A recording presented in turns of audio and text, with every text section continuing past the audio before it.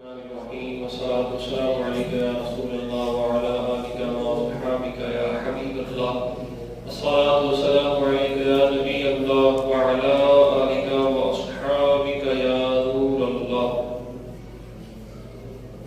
فرمان مصطفیٰ صلی اللہ تعالیٰ علیہ وآلہ وسلم ہے، مجھ پر کثرت سے درود پاک پڑھو، بے شک تمہارا مجھ پر درود پاک پڑھنا تمہارے گناہوں کے لیے مغفرت ہے۔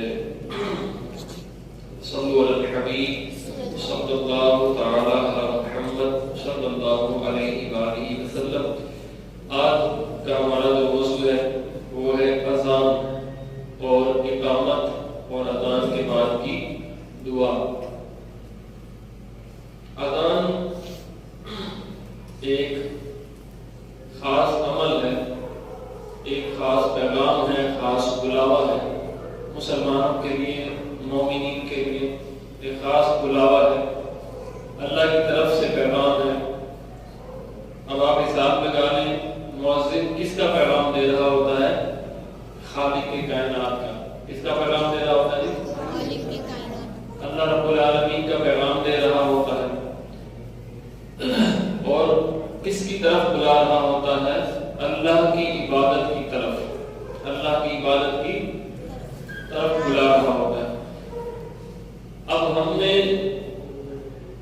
اس کو یہ بنا دیا کہ ہم نے مسجد میں ایک مؤذن کو رکھ لیا اور اسے ذمہ لگا دیا کہ تم نے اذانیں دینی، اور ایک خادم کو ہم نے رکھ لیا کہ تم نے مسجد کی صفائی کرنی، اور ایک امام کو ہم نے رکھ دیا کہ تم نے نمازیں پڑھانی۔ ہم نے تین بندوں کی ڈیوٹیاں لگا دی ہیں کہ بھائی تم لوگ، ایک بندہ نماز پڑھائے گا، ایک اذان دے گا اور ایک صفائی کرے گا۔ حالانکہ ہر بندہ ہی اذان دے سکتا ہے، دے سکتا ہے، دے سکتا ہے۔ ہاں، یہ اور بات ہے ہمیں سیکھنے کا شوق نہ ہو تو ہم نہیں دیتے، وغیرہ ہر بندہ ہی مؤذن بن سکتا ہے۔ اب ہم نے ایک بندے کی ڈیوٹی لگائی ہے خادم کی، اب اسی کے ذمہ ہے کہ وہ مسجد کی صفائی کرے۔ اب کیا صرف اسی کے ذمہ ہے یا ہم سب کے ذمہ ہے؟ سب کے ذمہ ہے۔ مسجد کی صفائی کرنا سب کے ذمہ ہے نا۔ اب مسجد کے کہیں کونے میں کچرا ہو یا کہیں اگر مٹی وغیرہ ہو تو ہمیں کیا کرنا چاہیے؟ ڈنڈا اٹھا کے خادم کو شروع ہو جانا چاہیے۔ ایسی بات نہیں، یہ سچی بات ہے نا، وہ کڑوی باتیں ہیں لیکن سچی بات ہے۔ یا ہم نا خادم کو آنکھیں دکھائیں، تو نے یہ کام کیوں نہیں کیا، تو نے یہ کونا صاف کیوں نہیں کیا، تو یہ طریقہ صحیح ہے یا غلط ہے؟ ہم نے مؤذن کی ڈیوٹی لگائی ہے کہ اس نے اذان دینی ہے، اس نے خیال رکھنا ہے کہ ٹائم اپ ہو رہا ہے یا ڈاؤن ہو رہا ہے، اس نے خیال رکھنا ہے۔ امام صاحب بھی دیکھتے اسی، تو مؤذن صاحب دیکھیں کہ کیلنڈر کو کہ ٹائم بڑھ رہا ہے یا ٹائم کم ہو رہا ہے، تو اس کے مطابق وہ اذان دیتے ہیں۔ کسی دن اذان 5 منٹ 10 منٹ لیٹ ہو جائے تو ہمیں کیا کرنا چاہیے؟ آنکھیں دکھانی چاہیے۔ ایسی بات نہیں ہوگی، مؤذن کو آنکھیں دکھانی چاہیے، بھائی تو نے کم ٹائم یا پہلے ٹائم میں کیوں اذان دیتی؟ حالانکہ یہ جو عمل ہے یہ برا عمل ہے، برا عمل ہے۔ ایک تو وہ خادم آپ کا خادم نہیں ہے، ایک وہ مؤذن وہ آپ کا خادم نہیں ہے، اور وہ امام آپ کا خادم نہیں ہے۔ حالانکہ اگر آپ تاریخ کو اٹھا کر دیکھیں گے نا تو پہلے کے لوگ جو ہے نا خواہش مند ہوتے تھے کہ اذان میں دوں، ایک دوسرے سے پہلے مسجدوں میں بیٹھا کرتے تھے کہ بھائی میں پہلے بیٹھا ہوں تو اذان پہلے میں دوں گا۔ بلکہ آپ بزرگ نے آپ نے دیکھا ہوگا کہ پہلے کے لوگ بزرگوں کے اندر ایک سمجھتے ہیں کہ عشق تھا اس چیز کا کہ ہم کہیں مسجد کے کونے میں کہیں دیکھ لیتے نا گر تو بزرگ کو وہ اپنے ہاتھوں سے صاف کرنے لگ جاتے تھے، اپنے کپڑوں سے صاف کرنے لگ جاتے تھے۔ ہم نے تو ہماری چھوٹی عمر ہے لیکن ہم نے یہ عمل دیکھے ہیں، کیونکہ ہم جب کافروں کی صورت میں جاتے تھے نا گاؤں دیہاتوں میں تو شہر والے لوگ زیادہ پڑھ گئے ہیں، شہر والے لوگ پڑھ گئے ہیں زیادہ، اسی لیے وہ اس چیز سے دور ہو گئے ہیں، اسی لیے ٹکراتے ہیں۔ لیکن گاؤں والے ان پڑھ ضرور ہیں لیکن وہ اپنے ہی کپڑوں سے مسجد کی صفائی کرتے ہیں، اور ان کی جستجو ہوتی ہے کہ اذان میں دوں۔ اگر کوئی بندہ پہلی صف میں بیٹھا انتظار کر رہا ہے نا اذان کے ٹائم کا، اگر کوئی دوسرا اگر اذان دے دیا تو وہ اس بات سے بھی ناراضگی کا اختیار کرتے ہیں کہ یار سب سے پہلے تو میں آیا تھا اذان دینے کے لیے، تم ابھی آئے ہو اذان دے رہے ہو، حالانکہ حق میرا ہے،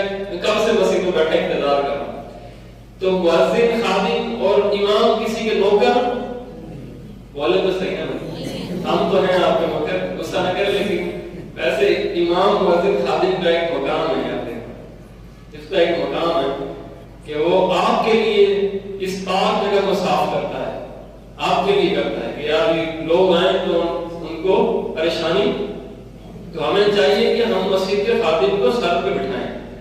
سر سے بٹھانے کا مطلب یہ نہیں کہ اسے سر پہ بٹھا لیں، اسے عزت دیں، ہم اسے عزت دیں، ادب کے ساتھ اس سے پیش آئیں۔ مؤذن رسول ہے اگر، اور جو بھی مسجد کا مؤذن ہے مؤذن رسول ہے، تو اب وہ مؤذن ہے تو اس کو بھی ہمیں عزت اور مقام اس کو دینا ہے۔ اگر 5 منٹ آگے پیچھے ہو جاتا ہے تو وہ بھی انسان ہے، اللہ نے فرشتہ تو نہیں بنایا اس کو جی، اس کے بھی بہت سارے معاملات ہیں، وہ بھی انسان ہے، وہ بھی سوتا ہے، وہ بھی اٹھتا ہے، کہیں لیٹ ہو جاتا ہے، کہیں اس کے بھی ساتھ پاکی اور ناپاکی کے معاملات ہیں۔ تو ہم نے اس بات پہ دھیان رکھنا ہے۔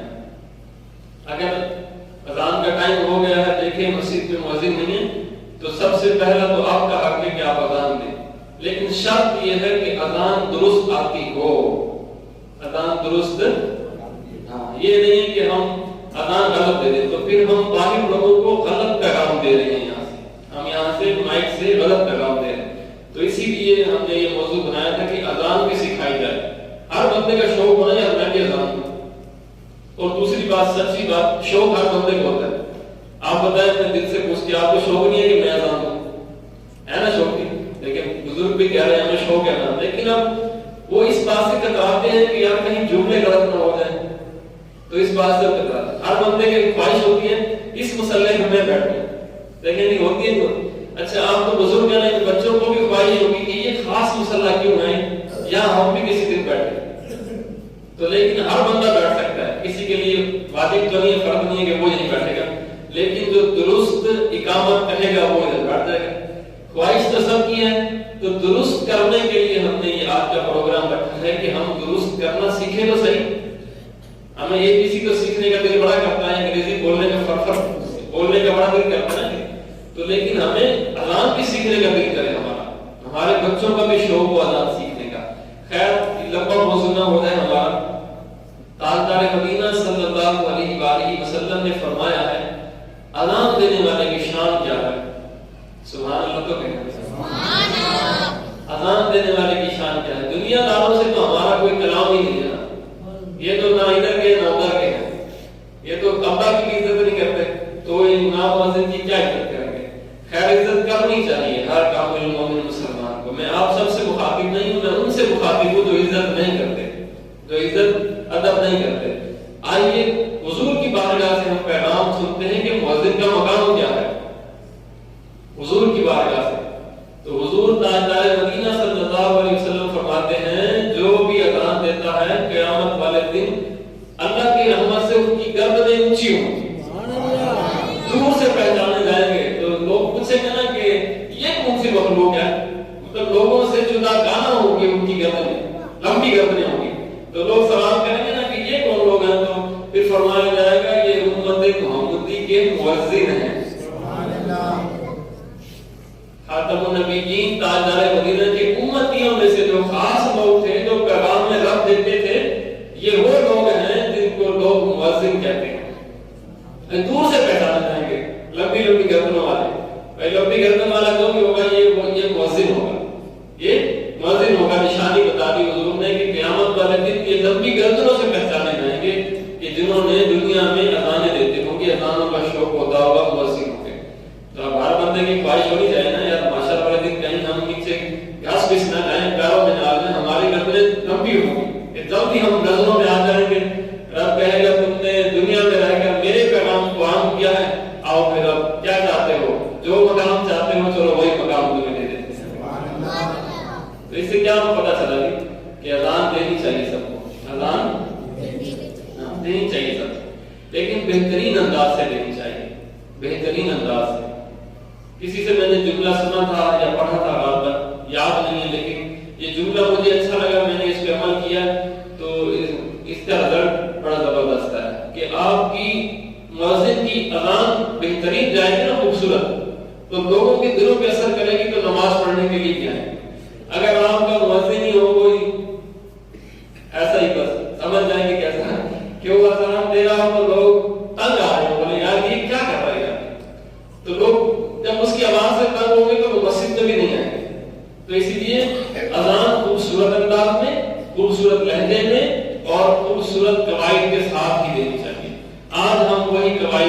सीखेंगे कि देखिए ये बच्चे बैठना इन सब का दिल करता है अजान देने का, कहीं पाबंदी होती है, इंतजामिया अजान नहीं देने देती, कहीं मुअज्जिन साहब अकड़ होते हैं वो नहीं देने देते।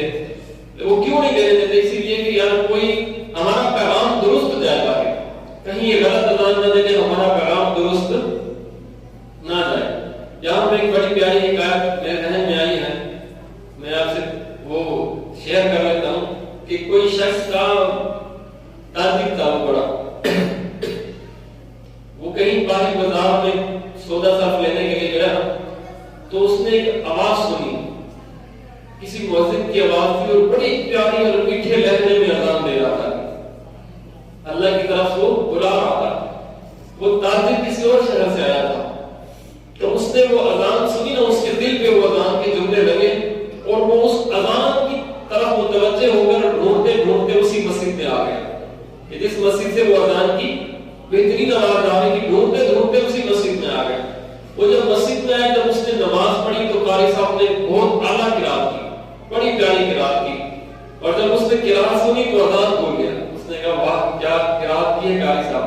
अब वो ताजिर वो कहता है, उसने तहरीर भी खुद ही लिखी थी, अखबार के टोटे में शायद की मैंने पढ़ी थी, तो वो ताजिर खुद ही कहता है, वो कहता है मैंने जब किरात सुनी मैं अजान भूल गया और मैं खुद भी एक मस्जिद का सदर था। वो ताजिर कहता है मैं खुद भी एक मस्जिद का सदर था। तो जब नमाज खत्म हुई ना तो मैंने इमाम साहब को रोक लिया, मुसाफा किया। वो कहता है मैंने उनसे सलाम दुआ की और हाल चाल पूछने से पहले ये जुमले मैंने उनको कह दिए कि हजरत मैं भी एक मस्जिद का सदर हूँ और मैं चाहता हूँ आप मेरी मस्जिद में चलें।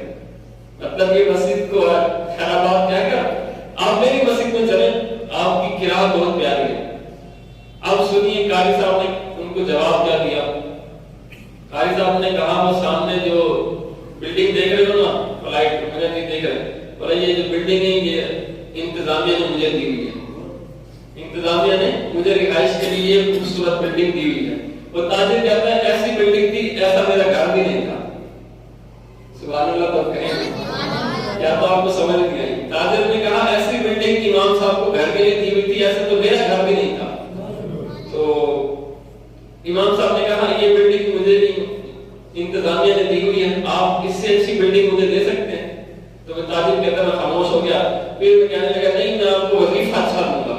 तो इमाम साहब ने कहा ये मुझे 40,000 का वजीफा देंगे, क्या आप मुझे 50,000 देंगे? तो वो ताजिर कहता मैं खामोश हो गया।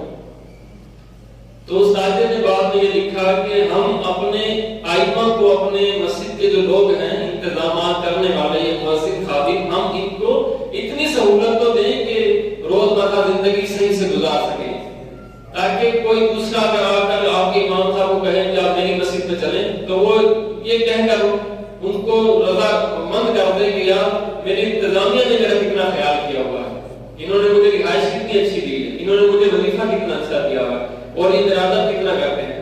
तो वो ताजिर कहता है कि मैं खामोश हो गया, लेकिन मैंने दिल में ये नियत कर ली कि मैं अपने इमाम साहब को भी अच्छी रिहाइश दूंगा और अच्छा वजीफा दूंगा।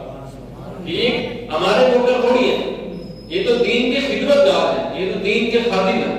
और मुअज्जिन खादिम और इमाम को यही सोचना भी चाहिए कि हम खादिम हैं, हम खादिम हैं सर्विस के। अगर इमाम या मुअज्जिन या जो खादिम हो गए कहीं नहीं कि हम तो मस्जिद के सदर हैं, तो फिर इस तरह भी सही मामला नहीं है। हर बंदे को सोचना चाहिए मैं खादिम, मैं मुअज्जिन, मैं मस्जिद का खादिम। आप भी अपनी ये नियत कर लें कि हम अच्छी अज़ान सीखेंगे और इंशाअल्लाह ताला अगर मुअज्जिन साहब नहीं होंगे तो हम अज़ान देंगे, देंगे ना इंशाअल्लाह।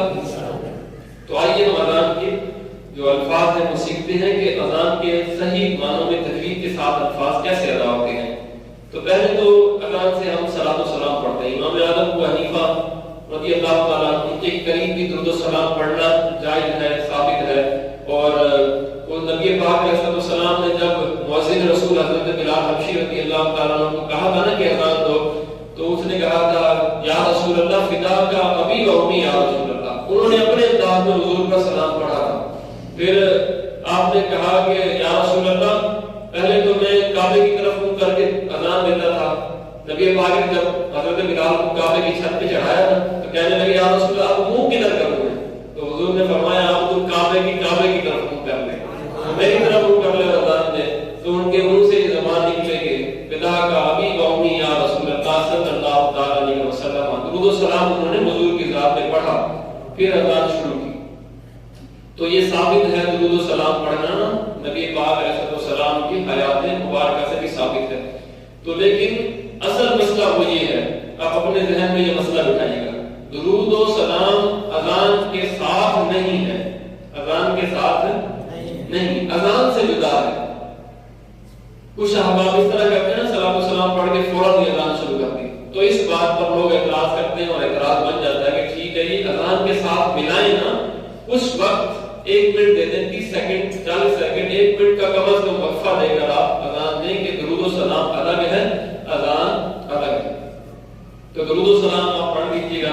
आप मेरे साथ भी लफ्ज़ दोहरा दें एक बार कि हमने पहले जाते ही क्या पढ़ना है, बिस्मिल्लाह पढ़ के ना, बिस्मिल्लाहिर्रहमानिर्रहीम, फिर पढ़ेंगे अस्सलातु वस्सलामु अलैका या रसूलल्लाह, अस्सलातु वस्सलामु अलैका या रसूलल्लाह, अस्सलातु वस्सलामु अलैका या हबीबल्लाह, अस्सलातु वस्सलामु अलैका या हबीबल्लाह, अस्सलातु वस्सलामु अलैका या नबीयल्लाह, अस्सलातु वस्सलामु अलैका या नबीयल्लाह, व अला आलिका व अस्हाबिका या नूरल्लाह, व अला आलिका व अस्हाबिका या नूरल्लाह।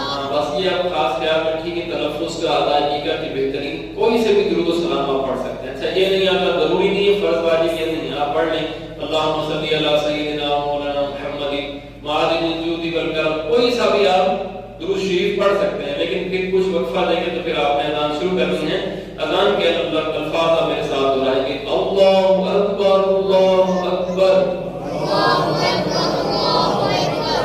ये याद रखना कि दोनों को मिलाना है, अल्लाहु अकबर अल्लाहु अकबर अल्लाहु अकबर अल्लाहु अकबर। ये 4 बार हम अल्लाहु अकबर अल्लाहु अकबर दो करके मिलाएंगे तो 4 दफा ये हमने अल्फाज पढ़ने हैं।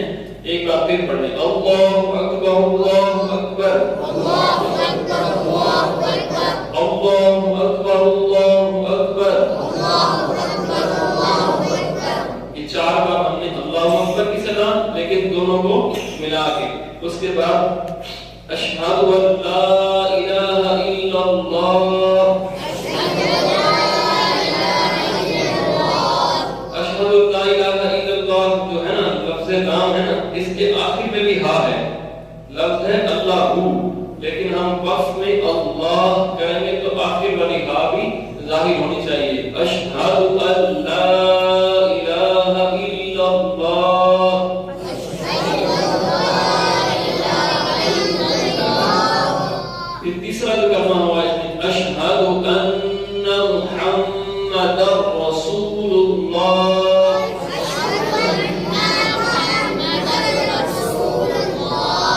रसूल अल्लाह नहीं है, रसूलुल्लाह नाम के पेश है, रसूलुल्लाह, और मुहम्मदुर रसूलुल्लाह नहीं यहाँ पे है मुहम्मदुर रसूलुल्लाह। क्या है ये? 2 ज़बर की तन्वीन के साथ, अशहदु अन्ना मुहम्मदुर रसूलुल्लाह, अशहदु अन्ना मुहम्मदुर रसूलुल्लाह। सारे बड़े भी पढ़ेंगे तो आवाज गूंजेगी। इंशाअल्लाह मैं दुआ करूंगा अल्लाह की रहमत से आप सारे के सारे मुअज्जिन बन जाएंगे इंशाअल्लाह, लेकिन बाबा से बुलंद पढ़िए। अब हम पढ़ेंगे 34 इसका जुमला है, हय्या अलस सलाह, हय्या अलस सलाह। आखिर में हाँ आपने जरूर जाहिर करनी है, हय्या अलस सलाह, हय्या अलस सलाह।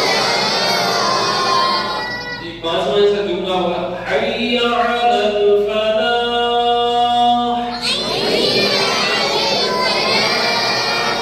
इसमें हा बारी को, हय्या अलल फलाह,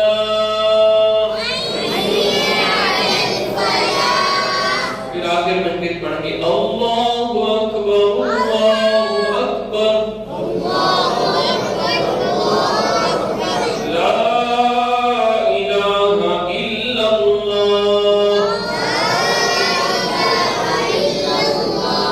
लेकिन अगर हम इस पे 10 मिनट या 15 मिनट लगा लें तो हम बेहतरीन मुअज्जिन बन सकते हैं, सर हम हर काम पे मेहनत कर लें, हमारे बच्चे एक बार गाना सुन लेते हैं तो वो इनको याद हो जाता है, नहीं होता क्या?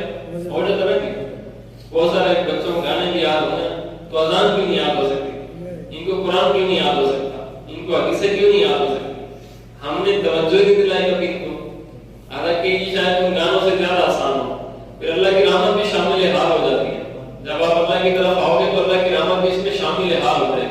تو کون کون نیت کرتا ہے کہ میں صحیح معنوں میں محنت کر کے اذان یاد کروں گا؟ اچھا جی، اب ہم عابد بھائی کو میں گزارش کروں گا کہ جو بندہ بھی اذان یاد کر کے عابد بھائی کو سنائے گا، عابد بھائی اس کو اذان دینے کی آپ اجازت دیجیے، ٹھیک ہے؟ وہ بھی اذان دے، کیونکہ ثواب تو سب نے کمانا نا بھائی. اور اگر اس کی اذان کے ثواب بتاؤں کہ مزید اس میں کتنی نیکیاں ملتی ہیں تو آپ سبحان اللہ کہتے ہیں. 37 کروڑ کے مطابق اس میں لکھا گیا ہے، غالباً مجھے یاد نہیں پڑ رہا پورا، 37 لاکھ یا 37 کروڑ نیکیاں ملتی ہیں اذان کے جواب پر، اذان کے جواب پر. لیکن جو اذان دے گا اسے کتنے ملیں گے پھر؟ اذان کے جواب پر جو کتنی نیکیاں ہیں. اور بروز معاشر لوگ ایک ایک نیکی کو ترسیں گے، ایک ایک نیکی کو. تو سارے نیت کریں کہ عابد بھائی کو جو بھی اذان سنائیں گے تو انشاءاللہ تعالیٰ یہ ان کی اجازت سے اور یہ سن کر اگر آپ بہترین دے سکتے ہیں یا آپ کی غلطی بھی آپ کو نوٹ کروا دیں گے، مگر نہ پھر آپ کو اذان دینے کی اجازت بھی دیں. آگے اقامت جو ہے بالکل اس سے ملی جلی ہوئی ہے.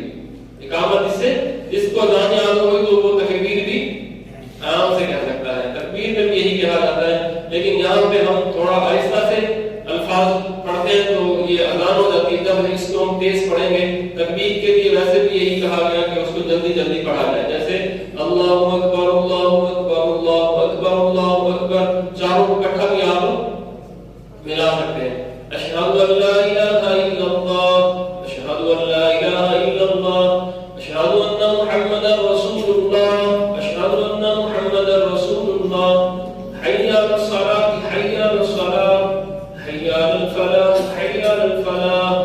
جو اس پہ اضافی الفاظ یہ ہیں، قد قامت الصلاۃ، پڑھیں قد قامت الصلاۃ، قد قامت الصلاۃ، قد قامت الصلاۃ، قد قامت الصلاۃ. دو الفاظ آپ ایک منٹ کی شاید ہمارے پاس آپ بیٹھ جائیں تو ہم ایک منٹ میں بھی آپ کو یہ یاد کروا دیں گے. پھر آپ نے پڑھنا اللہ اکبر لا الہ الا اللہ، حی علی الفلاح. جب پڑھا جائے گا تو اس پہ کھڑے ہونا سنت مبارکہ ہے کہ جب بھی جماعت کے لیے آ کر بیٹھے اور مؤذن جب حی علی الفلاح پر اقامت پڑھے تب آپ کھڑے ہوں تو یہ سنت آپ کی ادا ہو جائے گی. اب آئیں گے انشاءاللہ تعالیٰ اذان کے بعد کی دعا، یہ سن لیتے ہیں، کوشش کریں گے. اب کیونکہ اتنی دیر میں سکھا تو نہیں سکتے آپ کو، آپ سن لیں کہ کتنا کس انداز سے یہ پڑھا جاتا ہے. تو پھر اس کے بعد آپ ٹائم دیں، یہاں بھی مدرسہ باغبان بھی لگتا ہے، ان کو بھی کہیں کہ وہ بھی آپ کی ساتھ تعاون کریں گے، وہ آپ کو یاد کروا دیں. اذان کے بعد کی دعا، درود شریف پڑھ کے یہ بھی دعا شروع کریں تو مزید آپ کو ڈھیروں نیکیاں مل جائیں گی. آپ یہ بتائیں کہ درود شریف پڑھنے سے نیکیاں ملتی ہیں یا نہیں ملتی؟ تو بس سمجھ لیں درود شریف پڑھنا بھی جائز ہو گیا ہمارے لیے، کیونکہ ہم تو مسلمان ایمان والا تو نیکیوں کے پیچھے بھاگتا ہے، ہمیں تو نیکیاں چاہیے. تو اسی لیے کوئی کہے کہ یہ جائز نہیں، کوئی کہے بدعت ہے، جو ان کو کہو جو کچھ بھی ہے ٹھیک ہے، لیکن یہ پڑھنے سے ثواب ملتا ہے، بس ہمیں ثواب چاہیے. چلیں اس کے بعد پہلے دعا پڑھ لیں. اللہم رب هذه الدعوة التامة والصلاة القائمة آت سيدنا محمدا الوسيلة والفضيلة والدرجة الرفيعة وابعثه مقاما محمودا الذي وعدته وارزقنا شفاعته يوم القيامة إنك لا تخلف الميعاد برحمتك يا أرحم الراحمين. اس کا ترجمہ سننے کتنا پیارا ہے. اے اللہ عز و جل اس دعوت تامہ اور صلاۃ القائمہ کے مالک، جو اذان دی اس کے مالک اور نماز کے مالک، تو ہمارے سردار حضرت محمد مصطفیٰ صلی اللہ تعالی علیہ وسلم کو وسیلہ اور فضیلت اور بہت بلند درجہ عطا فرما.